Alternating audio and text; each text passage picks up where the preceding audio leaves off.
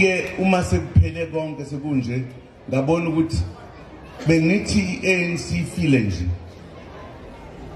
uma sekuvunyelene baxoxwa kwavunyelwana kwaphikiswana kakhulu hayi ukuthi kwakudlala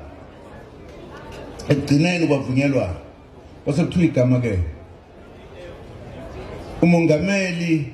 kwangaleso sikhathi inkosi uLuthuli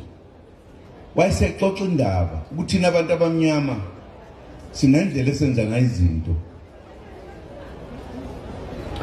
uma silwa ngenduku intonga sticks noma kuxabana abantu ababili balwa kanjalo kodwa kunento yokuthi uma lona omunye bonakala ukuthi uyamehlula lona omunye uyamshaya kunelungelo lokuthi akhulume into asuke ethi ngayo hayi ndoda usungehlulile mhlambe bakhona abazi ukuthi kushukuthi ekuthiweni maluju usho njalo khona nokunye okusho uma esesho njalo ngokosiko lwethu awusamshaya lo muntu uyamyeka iphela impi kwaziwe naye wazi ukuthi ayewangishaya base kwavuka wayesethi kodwa uma lo oshaya omunye engafuni ukumyeka ngoba ethi ngiyamshaya ngokuthi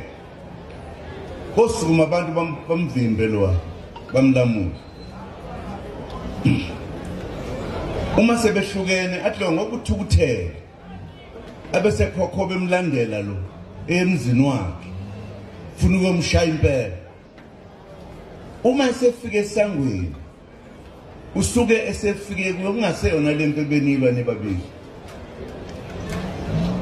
usuke kusho ukuthi usuke sekuyimpi le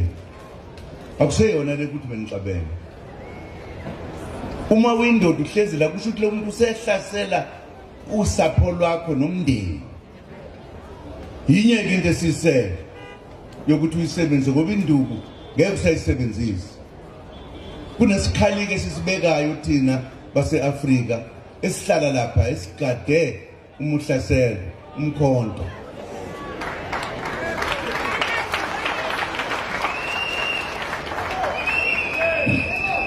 wayesethi kuLuthuli umehluko la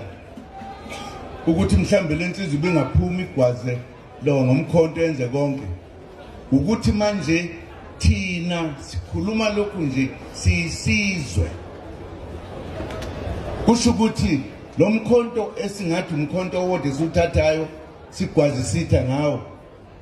sekumkhonto wethu sizwe sizogwaza ngazo izitha ngicabanga ukuthi ke lenhlangano